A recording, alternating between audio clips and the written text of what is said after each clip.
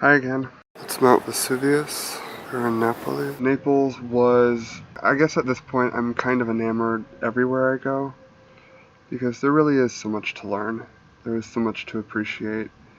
But with Naples, it was a lot more mixed. Yeah, you do see the historical and the monumental buildings and structures, and it really is something to see. But there's also a lot of poverty and a lot of trash everywhere, and it kind of feels like a farce because it's a shopping town and there's police, even government police everywhere, and it still didn't really feel safe at all. Going through the palace it's spectacular, even though more than half of it is under construction renovation. The castle, even though it's now mostly a government building, has some wonderful views not only of Naples but the whole surrounding area. Once again, the palace was just so incredible to witness and feel the weight of in person. I almost forgot to mention I guess what it's referred to as the secret museum, because at one time or another it was considered a sex museum of sorts. But I mean, it's Greek and Roman statues, so everything is tasteful, and the majority of what's there now is really just sculpture and art. Southern Italy is extremely different than I guess I would have imagined.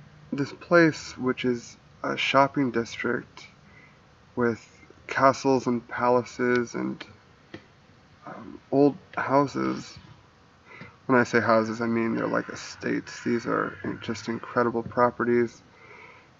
In my time, I wasn't able to visit any, but the palace, the piazza, it just are exquisite. And just seeing the wealth and the prosperity at such a time, and how it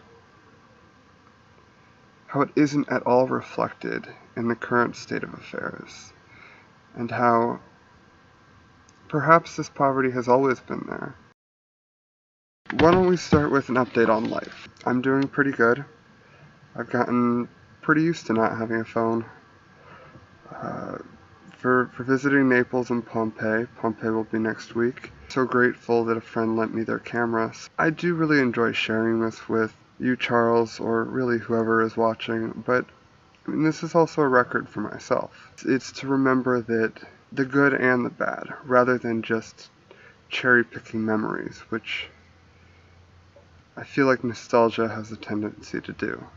It's better to look at the full picture, to really understand that for all this greatness, there are a lot of problems that need to be addressed. I would like to share more with you. It's enough into the semester that I'm having difficulty finding time besides eating, sleeping. By the way, the food is amazing. Uh, Eating, sleeping, and all the schoolwork. I mean, even at this point, the travel is becoming a little bit cumbersome, funny enough. It's times like these where I really do feel like I can relate to Dad. Um, I understand why he loves coming home. It does wear on you not having your own space and time for pause, but I signed up for this and I am incredibly thankful and I am loving this experience. But I guess just like Naples, or as they say, Napoli, there's good and bad. Charles, I'll see you next week.